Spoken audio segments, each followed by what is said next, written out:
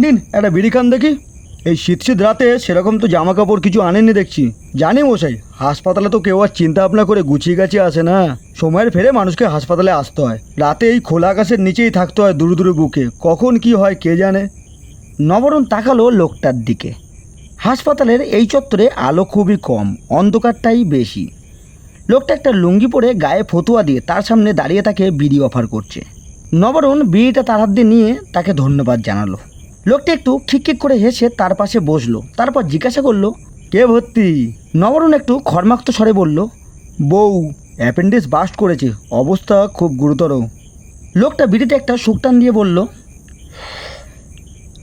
চিন্তা নেই, এ হাসপাতালে ভালো ডাক্তার আছে, ঠিক হয়ে যাবে। তা রাত তো এখানেই কাটাচ্ছে না আজ। নবরণ মাথা নেড়ে জানালো, হ্যাঁ। লোকটা আবার একটা শুকটান দিয়ে বলল, কিন্তু এই ঠান্ডায় খোলা আকাশের নিচে থাকবেন কি করে? নবরণ হতাশ স্বরে বলল, কি আর করা যাবে, রাতে কখন দরকার পড়বে, আর তাছাড়া আমার বাড়ি অনেক দূর, গেলে হট করে আসতে পারবো না। লোকটা বিড়ির শেষ টানটা দিয়ে বলল, কিছু মনে না করলে একটা কথা বলতে পারি?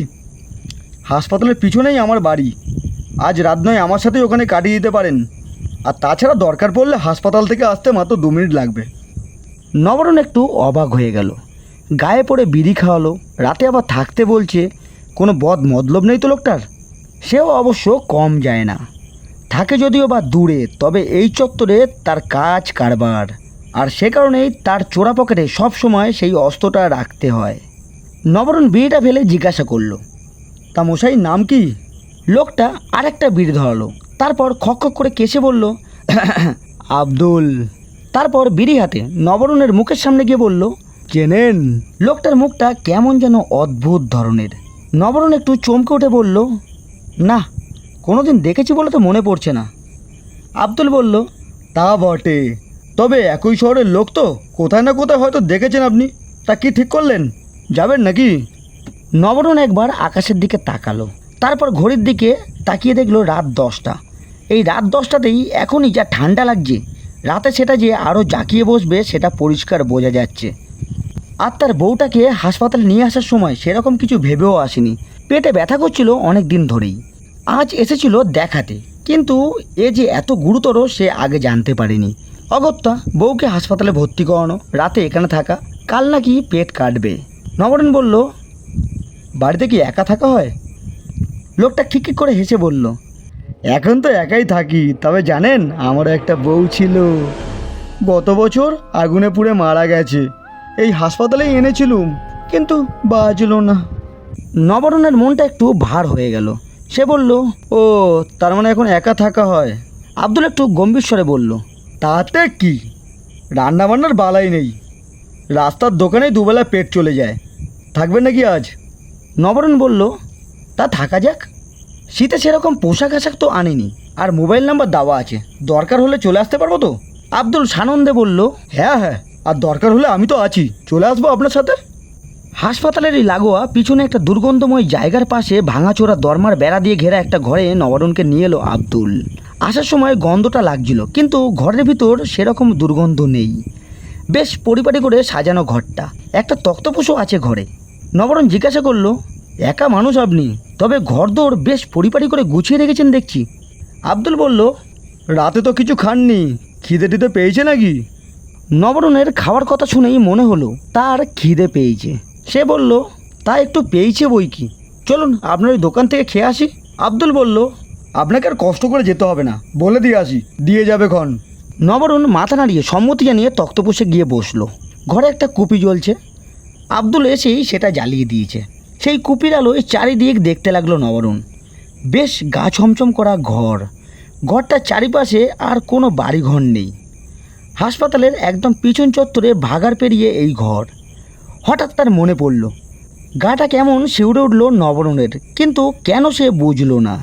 তার যা কাজকর্ম করতে হয় তাতে সবসময় প্রাণ হাতে করে বাড়ি থেকে বেরাতে হয়, কখন কি হবে কেউ জানে না। কিন্তু আজ এই নিশুতি রাতে মর্গের সামনে একটা অজানা অচেনা ঘরে একা বসে থাকতে তার কেমন যেন করতে লাগলো। ঘরটায় একটা টিনের দরজা আছে বাইরে যাওয়া আসা করার জন্যে, সেটা এখন খোলা। নবরণ মনে মনে একটু বিচলিত হয়ে উঠল একা একা থাকার কারণে। হঠাৎ তার চোখটা গেল দরজার সামনে একটা জলজল করা চোখের দিকে। দেখলো চোখটা তার দিকে তাকিয়ে আছে। নবরণ একটু থম মেরে গেল। সে শুনেছিল মর্গে নাকি তেনারা ঘোরাফেরা করেন। নবরণ তক্তাপোষের ওপর পা তুলে বসলো, কিন্তু সেই জল চোখ থেকে তার চোখ সরাতে পারল না। এই হুশ হুশ! আওয়াজটা কানে আসতেই নবরণের বুকে জল এলো। আব্দুল ঘরে এসে বলল, কালি বিল্লি আমার কাছে খেতে আসে, আজ কিচ্ছু নেই, দোকানহাট সব বন্ধ। দেখি ঘরে কিছু আছে নাকি। ঘরের ভিতরের কুপিটা হাতে নিয়ে ঘরের মধ্যেই একটা কোণার দিকে ছোট্ট ঘেরা একটা রান্নার জায়গা আছে, সেখানে গিয়ে কি একটা দেখে চলে এলো আব্দুল। তারপর বলল, আজ রাতে খাওয়ার জন্য অপেক্ষা করতে হবে, বাজার আছে কিন্তু রান্না হয়নি। নবরণ বলল, তা মশাই রান্না করবেন নাকি এখন? আব্দুল খিক্কি করে হেসে বলল, আমি আর রান্না জীবনে কোনোদিন করিনি। নবরণ এবার একটু অবাক হয়ে বলল, তবে কে করবে? আব্দুল কুপিটা তক্তাপোষের পাশে রাখতে রাখতে বলল, ফুলমণি, ও আসবে, এসে রান্না করবে। নবরণ অবাক হয়ে বলল, এত রাতে কখন আসবে সে? আব্দুল খাটে বসতে বসতে বলল, ও তো রাতেই আসে, রাতেই তো ওর কাজ কারবার। নবরণ মনে মনে ভাবল লোকটার রসকস আছে, 1 বছর হলো বউ নেই, তাই হয়তো এই ফুলমণি। সে মুখে বলল, তাহলে আমি ফিরে যাই, ওখানেই আজ রাত কোনো রকমে কাটিয়ে নেব। আব্দুল তড়াক করে খাট থেকে নেমে বলল, চলে যাবেন মানে? ফুলমণিকে না দেখে চলে যাবেন? ওকে দেখার জন্যই তো আপনাকে নিয়ে এলাম। নবরণ অবাক হয়ে বলল, ফুলমণি? ফুলমণিকে দেখার জন্য আমাকে নিয়ে এসছেন? ঠিক বুঝলাম না। আব্দুল এবার নবরণের মুখের সামনে এসে ফিস ফিস করে বলল, ফুলমণি আমার বউ, রোজ রাতে আমার কাছে আসে। যেদিন আমার বাইরে খাওয়া হয় না, ও এসে আমার জন্য রান্না করে যায়। হাসপাতালের পিছন দিকটা এমনি অন্ধকার, তারপর রাত নিশুতি হচ্ছে, আর এই ঘরে একটা টিমটিমে কুপি হাতে আব্দুল বলছে তার 1 বছর আগে আগুনে পুড়ে মরে যাওয়া বউ নাকি রোজ রাতে তার ঘরে আসে। মন্ডল স্টুডিওর নিবেদন গ্রাম বাংলার ভূতের গল্প। নমস্কার বন্ধুরা, আমি রাজীব, আপনারা দেখছেন মন্ডল স্টুডিও। আজ আপনাদের জন্য গল্প সুকান্তর কলমে ফুলমণি। গল্পটা শুরু করার আগে আপনাদের কাছে একটি অনুরোধ, আপনারা সকলেই গল্প শোনেন কিন্তু লাইক করতে ভুলে যান, আর গল্পটা শুরু করার আগে অবশ্যই একটি লাইক করে দেবেন, আর চ্যানেলটিতে নতুন হলে অবশ্যই চ্যানেলটিকে সাবস্ক্রাইব করে আমাদের পাশে থাকবেন। তা শুরু হচ্ছে আজকের গল্প। লেখক সুকান্তর কলমে ফুলমণি। টিমে কুপি হাতে আব্দুল বলছে তার 1 বছর আগে আগুনে পুড়ে মরে যাওয়া বউ নাকি রোজ রাতে তার ঘরে আসে। বুকটা একটু কেঁপে উঠল। নবরণ বলল, কিন্তু আপনার বউ যে 1 বছর আগে। আব্দুল আবার সেই খিকখিক করে হেসে বলল, তাতে কি, মরার পরে আসতে তো কোনো মানা নেই। কেউ জানেন তো বিশ্বাস করে না যে আমার ফুলমণি আমার কাছে আসে, তাই আপনাকে ধরে আনলুম দেখাবার জন্যে। আমি না হয় মিছে বলি, কিন্তু আপনি দেখে যদি একটিবার বলেন যে ফুলমণি আসে, তাহলে আমার একটু ভরসা হয়। নবরণ একটা ঢোক গিলে বলল, বউকে খুব ভালোবাসতেন বুঝি? হয় এরকম, জানেন তো, মনে হয় যে আসে, কিন্তু আসলে সেসব মনের ভুল। আব্দুল এবার একটু গম্ভীর স্বরে বলল, আমি মিছে বলছি না, ও রোজ আসে, আমার ঘরদোর গুছিয়ে দেয়, রান্না বান্না করে রাখে। আজ আসবে দেখবেন, ঠিক রাত 12টার পর। নবরণের আর সহ্য হলো না, মনে হলো এ এক পাগলের পাল্লায় পড়েছি। সে বলে উঠল, আমি মশাই ওই হাসপাতালের চত্বরেই যাই, ওখানে কোনো অসুবিধা হবে না। আব্দুল নবরণের হাত ধরে বলল, বিশ্বাস করুন, আমি পাগল নই। এই দেখুন, ওটা হলো সরকারি হাসপাতাল। আপনার বউয়ের অ্যাপেন্ডিক্স অপারেশন কালকে। দেখুন, পাগল হলে এইসব মনে রাখা সম্ভব, বা এইসব মনে রাখতে পারতুম? একটাবার থাকুন আমার সঙ্গে। লোকের কথা শুনে এখন আমারও মনে হয় ফুলমণি একটা স্বপ্ন, কিন্তু বিশ্বাস করুন, ও স্বপ্ন নয়। আজ একবার আপনি নিজের চোখে দেখে আমাকে ভরসা দিন। নবরণ ভাবল কি আপদ, বউয়ের চিকিৎসা করতে এসে কি পাগলের পাল্লায় পড়া গেল। যা হবে হোক, আজ রাতটা এখানেই কাটিয়ে ভোর হতে না হতেই কেটে পড়ব। নবরণ বলল, ঠিক আছে, আজ রাতটা এখানেই কাটিয়ে যাই। আব্দুল বেশ বিগলিতভাবে বলল, আপনাকে দেখেই আমার সাহসী বলে মনে হয়েছিল। নিন, এবার একটু পা তুলে তক্ত বসে বসে আরাম করে বিড়ি খান দেখি, ফুলমণি আসতে এখনো মেলা বাকি। নবরণ উঠে বসলো। আব্দুল তাকে একটা বিড়ি দিয়ে নিজেও একটা ধরিয়ে বলল, তা মশাই কি করা হয়, মানে কাজবাজ? নবরণ শরীরটাকে একটু ঝুঁকিয়ে বলল, সারাদিন বাসে নামে ঘুরে ঘুরে বই বিক্রি করি, আবার কি? আব্দুল খিকখিক করে হেসে বলল, তা বেশ, তা বেশ। আমিও আগে বাসে নামে ব্যবসা করতাম, কিন্তু এখন ওসব ছেড়ে দিয়েছি। নবরণ বিড়িতে একটা টান দিয়ে বলল। তাহলে রোজগার পাতি? আব্দুল নবরণের কানের সামনে এসে বলল, দরকার হয় না, বুঝলেন? ওসব ব্যবস্থা ফুলমণিই করে দেয়। বড্ড ভালো বউ আমার, মরে গিয়েও খুব ভাবে আমার জন্যে। নবরণ ভাবল লোকটা বদ্ধ পাগল, এর সাথে সারা রাত সে কীভাবে কাটাবে, এর থেকে চলে যাওয়াই ভালো ছিল। পরক্ষণেই ভাবল ঠান্ডাটা বাইরে বেশ ভালোই পড়েছে, এর চেয়ে রাতটা এখানেই কাটিয়ে ভোর ভোর বেরিয়ে পড়তে পারলেই হবে। নবরণ জিজ্ঞাসা করল, তা মশাইয়ের বউ কি টাকা পয়সা দিয়েও আপনাকে সাহায্য করেন নাকি? আব্দুল আরেকটা শুকটান দিয়ে বলল, দূর, টাকা পয়সা দিয়ে কি হবে? যখন যা দরকার তখন তা এনে দেয়। খাওয়া পড়া জামা কাপড়ের চাহিদা আমার খুব একটা বেশি নয়, বুঝলেন তো? নবরণ একটু অবাক মতন হয়ে জিজ্ঞাসা করল, তা ওই দিনে দুপুরে হোটেলে খাওয়ার টাকা ওটা? আব্দুল তড়াক করে তক্ত বসিয়ে বসে বলল, ওর জন্যে রশিদের দোকানে কিছু 5 ফরমাস খেতে দিই, আর হাসপাতালের লোকদের ওর হোটেলে এনে দিই। ওর দুটো পয়সা হয় আমার খাওয়া দাওয়া। নবরণ মনে মনে ভাবল, না, এ বেটাকে পাগল বলা চলে না, 16 আনা বুদ্ধি আছে মাথায়। না, এই ফুলমণিটা আসলে কে আজ সেটা দেখতেই হবে। আপাতত এর সাথে তাল মিলিয়ে চলাই বুদ্ধিমানের কাজ। নবরণ একবার নিজের কোমরে রাখা অস্ত্রটা পরখ করে নিল যে সেটি যথাস্থানে আছে নাকি, তারপর বলল, তা ফুলমণি তো আসবে রাত 12টার পর, তা এতক্ষণ কি বসে থাকা হবে নাকি একটু গড়িয়ে নেবেন? আব্দুল বিড়িটা ফেলে বলল, আপনি বরঞ্চ শুয়ে পড়ুন, ও এসে রান্নাবান্না শেষ করলে আপনাকে ডেকে দেবো। নবরণ দেখল তার আপাতত কিছু করার নেই। সে তক্তপোষের ওপর এক পাশে পাশ ফিরিয়ে শুয়ে পড়ল, কিন্তু ঘুম তার এলো না। মনে মনে ভাবতে লাগলো, এই অজানা অচেনা লোকের খপ্পরে এসে তার আবার কোনো আপদ বিপদ হবে না তো? যদিও সেসব ভয় এই নবরণ ওস্তাদ অবশ্যই পায় না। কোমরে তার চকচকে ছোড়াটা আছে, কিছু হলেই দেবে বুকে গেথে। কিন্তু যদি সে ঘুমিয়ে পড়ে তাহলে হবে না। ঘুমন্ত অবস্থায় তাকে কিছু করলে তার বিশেষ কিছু করার থাকবে না।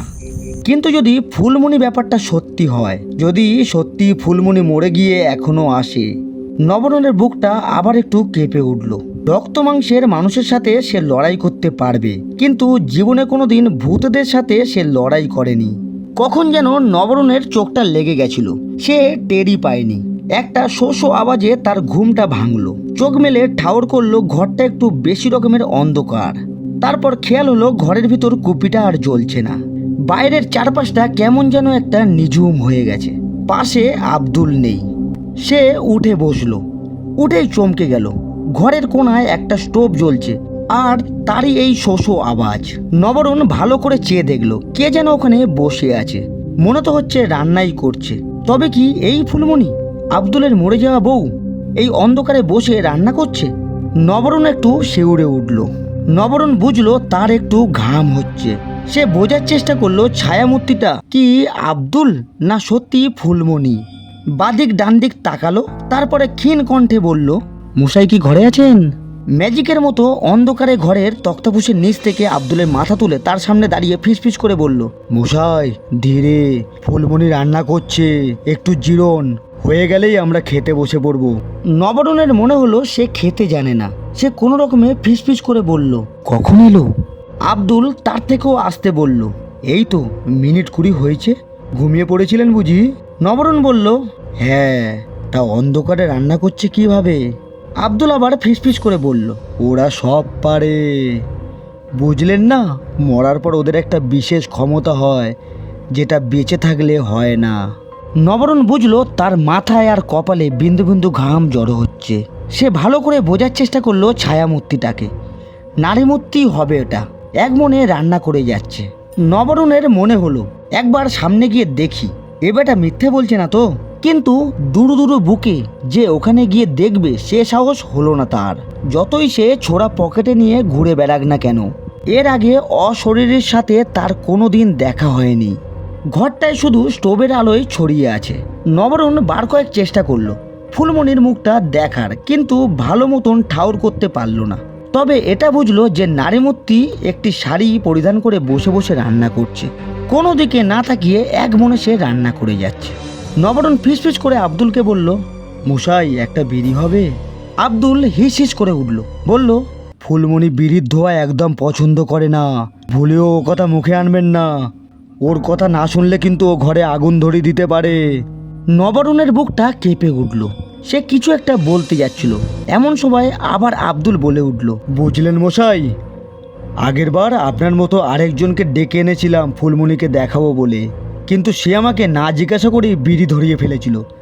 তারপর সে এক মহাকাণ্ড। নবরুণ ভয়ে ভয়ে জিজ্ঞাসা করল, কি কাণ্ড মশাই?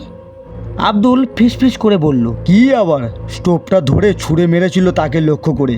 ভাগ্যিস আমি সামনে ছিলাম, তাকে ধাক্কা মেরে সরিয়ে দিয়েছিলাম বলেই তার শরীরটা বেঁচে যায়, কিন্তু মুখটা পুরো পুড়ে গিয়ে যা তা অবস্থা, এখনও এই হাসপাতালে ভর্তি। নবরুণ বুঝলো তার শরীরটা কেমন যেন করছে, মনে হচ্ছে সে মাথা ঘুরে পড়ে যাবে। আব্দুল একটু চাপা হাসি এসে বলল, তবে আপনার কোনো ভয় নেই, বিড়ি চেয়েছেন খাননি তো, ও ফুলমণি কিছু মনে করবে না। বড্ড ভালো বউ আমার। দাঁড়ান দেখে আসি রান্না কত দূর। নবরুণ দেখলো আব্দুল গুটি গুটি পায়ে ফুলমণির দিকে গেল। তারপর ওরা কি যেন কথাবার্তা বলল, সেটা বোঝা গেল না স্টোভের ফসফস আওয়াজের জন্যে। কিছুক্ষণ পরে ফিরে এসে বলল, হয়ে গেছে বুঝলেন, এইবার খাবার ব্যবস্থাটা করি। নবরুণ বড় বড় চোখ দুটো মেলে দেখলো। আব্দুল দুটো আসন পাতলো, দুটো স্টিলের গ্লাসে জল নিয়ে তারপর নবরুণের সামনে গিয়ে বলল, নিন চলুন বসে পড়ি। সেই তো দুপুরের পর কিছু খাননি, নিশ্চয়ই খুব খিদে পেয়েছে। ফুলমণি আমার বেশ বেড়ে রান্না করে, খেয়ে দেখুন। নবরুণ হ্যাঁ বা না কিছুই বলতে পারল না। সে মন্ত্রমুগ্ধের মতো চুপি চুপি তক্তপোষ থেকে নেমে আব্দুলকে অনুসরণ করে আসনে গিয়ে বসলো। বসেই আবার চেষ্টা করলো নারীমূর্তিটাকে দেখার, কিন্তু এবারেও ভালো করে বুঝতে পারল না। তখন আব্দুল তার কানের সামনে এসে বলল, দেখবেন ও ফুলমণি নিজেই দেখা দেবে, একটু সবুর করুন। নবরুণ কিছু একটা বলতে যাচ্ছিল, কিন্তু কথাটা আটকে গেল যখন দেখলো ফুলমণি মাথা ভর্তি ঘোমটা টেনে তাদের সামনে পরিবেশন করছে। স্টোভের আলোটা এবার বেশ মৃদু হয়ে গেছে, ঘরে অন্ধকারটাও বেশ প্রকট হয়ে উঠেছে। কিন্তু নবরুণ অবাক চোখে দেখলো ফুলমণি বেশ পরিপাটি করে তাদের থালায় খাবার বেড়ে দিচ্ছে। নবরুণের মাথা ঘুরতে লাগলো, ভূতে রান্না করে খেতে দিচ্ছে, এরকম কোনো ঘটনা বা গল্প সেই মুহূর্তে মনে পড়ল না তার। সে ভাবলো মুখে দেবে কি দেবে না। নবরুণ আব্দুলকে কাঁপা কাঁপা গলায় জিজ্ঞাসা করলো, মশাই, অন্ধকারে খেতে অসুবিধা হচ্ছে না? আব্দুল বলল, অসুবিধা কোথায়, এই দেখুন না দিব্যি খাচ্ছি আমি। নবরুণ দেখলো আব্দুল খাওয়া পায়ে শুরু করে দিয়েছে, আর সামনে হাঁটু গেড়ে ফুলমণি বসে। নবরুণের হাত আর এগাচ্ছে না দেখে আব্দুল বলল, মশাই খাওয়া শুরু করুন, না হলে কিন্তু ফুলমণি খুব রেগে যাবে, আর রাগলেই সেই বিপত্তি। নবরুণ আর দেরি করলো না, শোনা মাত্রই হাত বাড়িয়ে এক গ্লাস মুখে তুলতেই গাটা গুলিয়ে উঠল। ভাতটায় কেমন একটা আষ্টে মতন গন্ধ, তার বমি পেয়ে গেল। সে অগক করে উঠল, আর তখনই ঘটল বিপত্তি। ফুলমণি তার মুখের সামনে ঘোমটা সরিয়ে এনে বলল, আমার রান্নার খাবারে বমি পাচ্ছে, আজ তোকে পুড়িয়ে মারবো। আব্দুল চমকানো গলায় বলল, কি সর্বনাশ করলেন, ফুলমণি রান্নায় কেউ খুদ ধরলে সে রেগে যায়। নবরুণ কাঁদো কাঁদো গলায় বলল, আগে এ ভাতে একটা আষ্টে গন্ধ আছে, কি করে খাই বলুন তো। ফুলমণি খ্যানখ্যানো গলায় বলে উঠল, আমার রান্নায় গন্ধ, তাই না? দাঁড়া, আমি আজ তোর মজা দেখাচ্ছি। এই স্টোভটা আজ তোর মাথায় ভাঙবো, তারপর পুড়িয়ে ঝলসিয়ে চেটে ফুটে খাবো। নবরুণ দেখলো ফুলমণি লাফাতে লাফাতে স্টোভটা নিয়ে তার সামনে চলে এলো। স্টোভের আলোয় এই প্রথমবার সে ফুলমণিকে দেখে আটকে উঠল। মুখটা পুরো পুড়ে কালো কুচকুচে হয়ে গেছে, কঙ্কালসার চেহারা, চোখ দুটো যেন ঠিকরে বেরিয়ে আসছে। নবরুণ ভয়ে কাঁদতে লাগলো। আব্দুল কাতর কণ্ঠে বলল, ফুলমণি, ফুলমণি, ও ভালো লোক, ওর বউ হাসপাতালে ভর্তি, ওকে কিছু করিস নে, ছেড়ে দে। ফুলমণি খ্যানখ্যানে গলায় বলল, ছেড়ে দেবো? ফুলমণির রান্নার বদনাম ফুলমণি সহ্য করতে পারে না, ছেড়ে দেবো কি? ওর সাথে তোকেও পুড়িয়ে মারবো। ফুলমণি স্টোভটা হাতের ওপর উঠিয়ে মারতে উদ্যত হচ্ছিল। এমন সময় আব্দুল নবরুণকে নিজের দিকে টেনে নিয়ে ফিসফিস করে বলল, বাঁচার একমাত্র উপায় আপনার পকেটে রাখা ওই সোনার হারটা ওকে দিয়ে দিন মশাই। নবরুণ দ্বিতীয়বার ভাবলো না। পকেটে তার একটা সোনার হার ছিল, যেটা আজ সে হাসপাতাল চত্বরে হাত ছাপাই করেছিল। সেটা বার করেই ফুলমণির সামনে রাখলো। নবরুণকে অবাক করে ফুলমণি হাতটা দেখে কেমন যেন হয়ে গেল। স্টোভটা নামিয়ে সে হাতটা ভালো করে দেখতে লাগলো। এমন সময় আব্দুল কানের সামনে বলল, মশাই বাঁচতে চাইলে পালান। নবরুণ আর দেরি করলো না, প্রাণ ভয়ে ওই ঘর থেকে বেরিয়ে দৌড়াতে লাগলো। দৌড়ে হাঁপাতে হাঁপাতে হাসপাতালের ভিতরে ঢুকে সে নিঃশ্বাস নিল আর মনে মনে বলল, জোর বাঁচা বেঁচে গেছি। কতক্ষণ ঘুমিয়েছে সে জানে না। হঠাৎ চোখটা খুলতেই নবরুণ দেখলো আকাশ ফর্সা হয়ে উঠেছে। লোকজনের কোলাহলে প্রাণে তার একটু জল এলো। মনে মনে ভাবলো, উফ কি ভয়ঙ্কর ওই ফুলমণি। ভাগ্যিস হাতটা আমার পকেটে ছিল, তাই রক্ষে। তৎক্ষণাৎ তার মাথায় এলো, কি আশ্চর্য, আব্দুল কি করে জানলো যে তার পকেটে গতকাল রাতে হাত সাফাই করা সোনার একটা হার তার কাছে আছে। নবরুণ দ্রুত বুঝতে পারল সে বোকা বেনে গেছে। আব্দুল নিশ্চয়ই তাকে এই হাত সাফাই করতে দেখেছিল, আর সেটাকেই বগল দাবা করতে তার এই নাটক আর চালাকি। তার মানে ফুলমণি টুলমণি সব গল্প। নবরুণ আর দেরি করলো না, সে ছুট লাগালো আব্দুলের ঘরের উদ্দেশ্যে। বাড়িটা চিনতে অসুবিধা হলো না। হাসপাতালের পিছনে জরাজীর্ণ একটা বস্তি মতো কালকে রাতে আসা চেনা সেই ঘর। সামনে গিয়ে নবরুণ দেখলো দরজা দেওয়া। রেগে মেগে দরজাটা ঠেলে ভিতরে ঢুকেই দেখলো কেউ কোথাও নেই, তবে তক্তাপোষটা আছে, ঘরের কোণে স্টোভটাও আছে, আর মেঝেতে কয়েকটা পোড়া বিড়ি, তার মানে পাখি হাওয়া। নবরুণ একটু অবাক হয়ে গেল এটা দেখে যে ঘরটা বেশ অপরিষ্কার, দেখে মনে হচ্ছে অনেক দিন কেউ এখানে থাকেনি। তবে সেটা নিয়ে সে আর বেশি মাথা ঘামালো না, তার চিন্তা ওই সোনার হার নিয়ে। নবরুণ সারা ঘর তন্ন তন্ন করে খুঁজে দেখলো যদি হারটা পাওয়া যায়। বেশ ভারী ছিল হারটা, কম করে লাখখানেক তো হবেই। শালা বদমাস এইভাবে চালাকি করে তার কাছ থেকে এই হারটা নিয়ে গেল।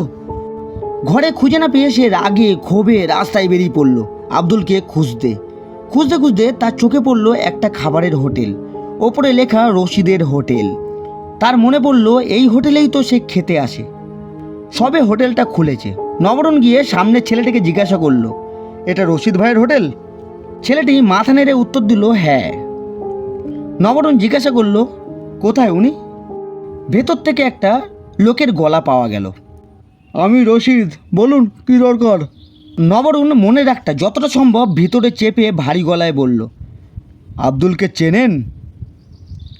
লোকটা একটু গম্ভীর স্বরে বলল, চিনতাম বটে এক সময়, যখন আমার কাছে এখানে কাজ করত, কিন্তু সেবাটা 1 বছর ধরে বেপাত্তা। বউটা আগুনে পুড়ে মরে গেল, তারপর থেকে তার আর পাত্তা পাওয়া যায়নি। তা ওর খোঁজ করছেন কেন? নবরুণ রেগে মেগে বলল, ব্যাটা চোর, আমার বউয়ের গলার হারটা ছিনতাই করে এখন পগার পাড়। রশিদ দাঁত মাজছিল। সে একটু থুতু ফেলে বলল, আপনি বোধহয় ভুল করছেন, ওকে গত 1 বছর এ তল্লাটে কেউ দেখেনি, আর কেউ দেখেছে বলেও তো আমার মনে হয় না।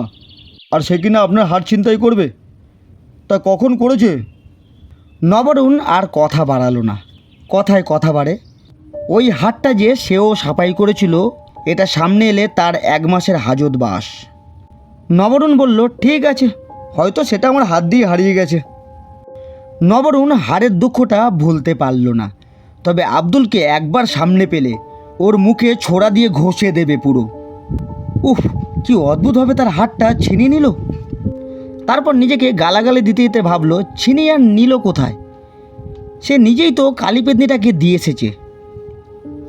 সেদিন সে আর বাড়ি যেতে পারল না। বউয়ের অপারেশন কাল হবে, আজ রাতেও তাকে এখানেই থাকতে হবে।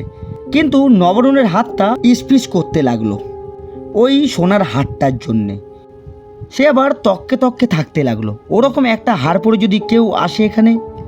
কিন্তু আজ তার কপালে ভাগ্যদেবী খুব একটা সুপ্রসন্ন হলেন না। নবরুণ সারাদিন এদিক ওদিক চক্কর কেটে সন্ধ্যাবেলায় অবসন্ন মনে ক্ষান্ত নিল সেই হাসপাতালের চত্বরে এসে। মনে মনে ভাবলো একবার আব্দুলকে ঘরের ওখান থেকে খুঁজে আসি। তারপর ভাবলো, না, ওর দল ভারী, রশিদও নিশ্চয়ই ওরই দলের লোক। এবার গেলে হয়তো পগার পার করে দিতে পারে। মনের দুঃখে নবরুণ ঠিক করলো আজ সে একটু ঘুমিয়ে নেবে। কাল রাতে ঘুম হয়নি ঠিকমতো, ঘুম না হলে তার আবার অম্বলের রোগ হয়। রাতে সে একটা পলিথিন জোগাড় করে তার ওপর শুয়ে ঘুমিয়ে পড়েছিল। হঠাৎ একটা চেনা গলার আওয়াজে তার ঘুমটা ভেঙে গেল। চেয়ে দেখলো তার পাশে বিড়ি হাতে কেউ বসে আছে। খক খক করে কেসে বলছে, মশাই, আমি আব্দুল। কিছু মনে করবেন না, কালকের ওই ঘটনাটার জন্যে। আসলে আপনি যে কাজের লোক, আমিও সেই একই কাজের। নবারুণ তড়াক করে লাফিয়ে উঠে বসলো। ব্যাটার সাহস তো কম নয়, যেচে তার কাছে এসেছে। নবারুণের মনে হলো ছুরিটা বের করে দেয় মুখে চালিয়ে, কিন্তু এখানে লোকজন বড্ড বেশি, কিছু করতে গেলে হিতে বিপরীত হতে পারে। সে খটমট করে বলল, আমার হাতটা ফেরত দে। আব্দুল বিড়িটা টানতে টানতে বলল, আহা মশাই, রাগ করছেন কেন? আগে আমার কথাটা শুনুন। আব্দুল শুরু করলো, ফুলমণি আমার খুব ভালো বউ ছিল। যেদিনও আগুনে পুড়ে মারা গেল তার আগের দিন আমরা দুজনে মিলে একটু ঘুরতে বেরিয়েছিলাম। দিন দিন হাত সাফাই করে বউকে খুব একটা সময় দিতে পারতাম না, তাই ফুল বায়না ধরলে ওকে নিয়ে গেলাম একটু বেড়াতে।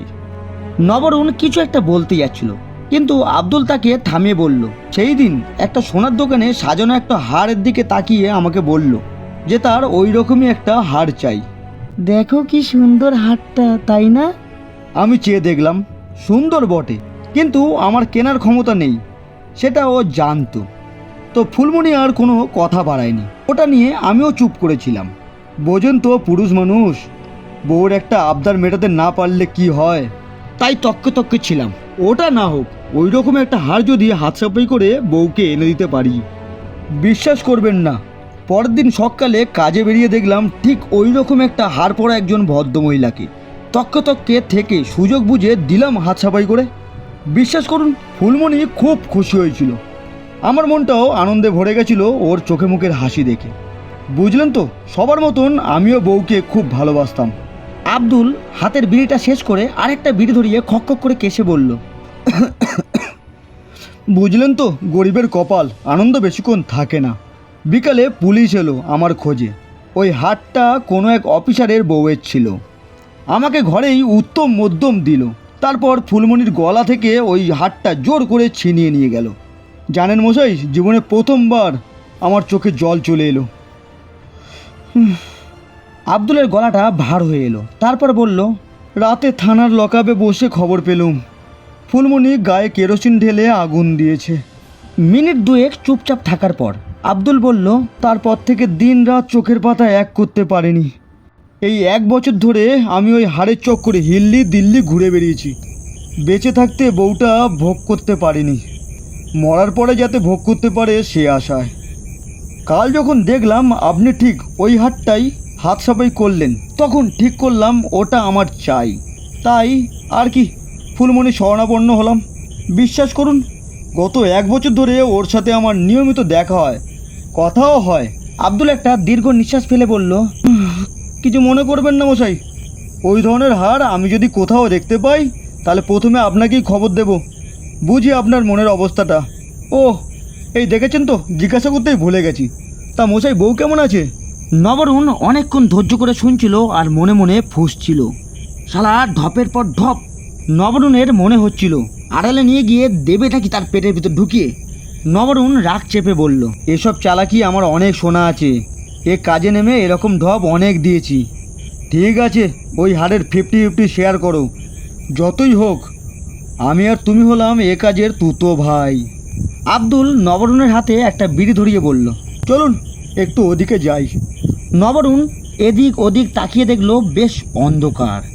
মনে মনে ভাবলো কোনো বদমতলব নেই তো। কিন্তু সে এবার ভয় পেল না, কিছু হলেই দেবে ছোড়াটা ঢুকিয়ে। একটু এগিয়ে যেতে আব্দুল বলল, তা মশাই, বুঝি মনে হলো আমি মিছে বলছি? নবরুণ বলল, সত্যি না মিথ্যে জানি না, হার আপনার কাছেই আছে, ওর অর্ধেক আমার চাই। আব্দুল বলল, বিশ্বাস করুন, ওই হার এখন ফুলমণির কাছে। কি করে দেব বলুন? নবরুণের আর সহ্য হলো না। সে ছোড়াটা বের করে আব্দুলের মুখের সামনে নিয়ে এসে বলল, বেশি চালাকি করলে দেব ঢুকিয়ে। আব্দুল একটুও ভয় পেল না। সে হাত দিয়ে ছোড়াটা সরিয়ে বলল, বিশ্বাস করছেন না তো? তবে চলুন ওই লাশ কাটা ঘরে। ফুলমণি এখনও ওখানে শুয়ে আছে, ওকে কবরস্থ পর্যন্ত করতে পারেননি জানেন। নবরুণ ছোড়াটা ধরে বলল, আবার চালাকি? আব্দুল বলল, নিজের চোখেই দেখবেন, তারপর যদি বিশ্বাস না হয় তখন যা বলবেন তাই শুনবো। নবরুণ একটু চিন্তা করেই বলল, ঠিক আছে, চলো। কেমন তোমার ফুলমণি ওই মর্গে আমি দেখতে চাই। শীতের রাতে মর্গের সামনে এসে দাঁড়ালো নবরুণ আর আব্দুল। আব্দুল বলল, সামনে দিয়ে যাওয়া যাবে না, ওখানে লোক আছে। পিছনের একটা দরজা আছে, ওখান দিয়েই চলুন। আব্দুল পথ দেখিয়ে দেখিয়ে নবরুণকে নিয়ে চলল। নবরুণ এর আগে কোনোদিন মর্গে ঢোকেনি। একটা বিচ্ছিরি গন্ধ তার গাটা গুলিয়ে দিল। লাল একটা আলো জ্বলছিল, চারিদিকে অনেক খোপ খোপ বাক্সের মতো। সে জানে এই সবগুলোর মধ্যেই মানুষের মৃতদেহ মাসের পর মাস, বছরের পর বছর ধরে আছে। কবে বাড়ির লোক আসবে, তারপর তাদের মুক্তি। আব্দুল এক জায়গায় এসে থামলো, তারপর নবরুণকে কাছে রেখে বলল, এইটা খুলুন দেখি। দেখবেন আমার ফুলমণি এখনো শুয়ে আছে, গত 1 বছর ধরে। নবরুণ হাতল ধরে ডয়ারটাকে টেনে খুলেই চমকে উঠল। কাল রাতের সেই কুচকুচে মুখ, কঙ্কালসার চেহারা আর গলায় সেই সোনার হারটা। তার চিনতে এক ফোঁটা ভুল হলো না। এই সেই মেয়েটা, কাল যাকে সে এক ঝলক দেখেছিল। গলায় সোনার হারটা বেশ জলজল করছে। নবরুণ ভাবছিল, এ কি করে সম্ভব? মরে গিয়ে হার নিয়ে এখানে শুয়ে। নবরুণ ঘামতে লাগলো। হঠাৎ কানে তার একটা কান্নার আওয়াজ ভেসে এলো। সে চমকে চেয়ে দেখলো আব্দুল কাঁদছে আর বলছে, মশাই, ফুলমণিকে আমি জীবনে শান্তি দিতে পারলাম না। পেটের জ্বালায় যে অকাজ কুকাজ করতাম, তাতে সব সময় লাঞ্ছনা গঞ্জনাই শুনতে হতো। জীবনে একটা হার চেয়েছিল, কিন্তু সেটাও ওর জীবনে কাল হয়ে গেল। চেয়ে দেখুন, মরার পর একটু মাটিও জুটলো না যে ওর কবর দিই। মশাই, পারলে ওর একটু গোড়ের ব্যবস্থা করে দেবেন। নবরুণ কিছু বলার আগেই ভিতরে কারোর ঢোকার আওয়াজ শুনতে পেল। সে একটু বিচলিত হয়ে আব্দুলের দিকে তাকাতেই আব্দুল বলল, ভয় নেই, মর্গের পাহাড়দার আমাকে চেনে, বুঝলেন তো? দেখলে তেড়ে আসবে, আমি একটু আড়াল হচ্ছি। নবরুণকে দেখেই লোকটি জিজ্ঞাসা করলো, এখানে কি করছো? ঢুকলে কোথা থেকে? নবরুণ একটু ইতস্তত করে আমতা আমতা করে ভয়ে আব্দুলের নামটাই বলে ফেলল। এই হাসপাতালের পিছনেই যে আব্দুল থাকে, তার সাথে এসেছি। লোকটি বলল, কে আব্দুল? নবরুণ পাশ ফিরে চেয়ে দেখলো আব্দুল নেই। চারপাশে তাকিয়ে বুঝলো আবার ব্যাটা ওকে বিপদে ফেলে কেটে পড়েছে। সে থতমত খেয়ে বলল, আগে সত্যি বলছি, ওই হাসপাতালের পিছনে থাকে। লোকটি বলল, ও, সেই পকেট মার আব্দুল, যার বউ 1 বছর আগে গায়ে আগুন দিয়ে মরেছিল। নবরুণ ঠকঠক করে কাঁপতে কাঁপতে বলল, হ্যাঁ। লোকটি বলল, ও, আপনি আব্দুলের বাড়ির লোক? ভালো করেছেন। বেচারা কর্তা গিন্নি দুজনেই 1 বছর ধরে এই লাশ কাটা ঘরে পড়ে আছে। নবরুণ চমকে উঠল। কর্তাগিন্নি মানে? লোকটি বোধহয় পুরো কথাটা শুনতে পায়নি। সে বলল, ভালো করে দেখে ওদের একটু শনাক্ত করেন তো দেখি। অনেক দিন হয়ে গেল কেউ ওদেরকে নিতে আসেনি। লোকটি ফুলমণির ঠিক পাশের ডয়ারটা খুলতেই নবরুণ আটকে উঠল। এ তো সেই তার চেনা আব্দুলের প্রাণহীন দেহ। চোখ মুখ তার সাদা ফ্যাকাশে, ভিতর দিয়ে বরফের ধোঁয়া উঠছে। দেখেই মনে হচ্ছে অনেক দিনের পুরনো লাশ। নবরুণ কাঁপা কাঁপা গলায় বলল, এ আব্দুল কবে মরল? প্রহরীটা বলল, ওই যেদিন ফুলমণি গায়ে আগুন দিল, সেই দিনই থানায় লকআপে আব্দুল সুইসাইড করেছিল। বউকে খুব ভালোবাসতো, তাই বোধ হয় বউয়ের মরার খবরটা সহ্য করতে পারেনি। অনেক দিন ধরে এখানে এই মর্গেই পড়ে আছে। এবার নিয়ে গিয়ে ওদের সৎকারটা করুন। নবরুণ কম্পিত নয়নে আব্দুলের মৃতদেহের দিকে তাকিয়ে রইল। এতক্ষণ শুনছিলেন সুকান্তর কলমে ফুলমণি। গল্পটি কেমন লাগলো অবশ্যই কমেন্ট করে জানাতে ভুলবেন না। আর ভিডিওটি ভালো লাগলে অবশ্যই একটি লাইক করে চ্যানেলটিকে সাবস্ক্রাইব করে দিয়ে আমাদের পাশে থাকবেন। আজ থেকে অনেক অনেক বছর আগের কথা। ঘটনাটা আমি আমার বাবার মুখ থেকে শুনেছিলাম।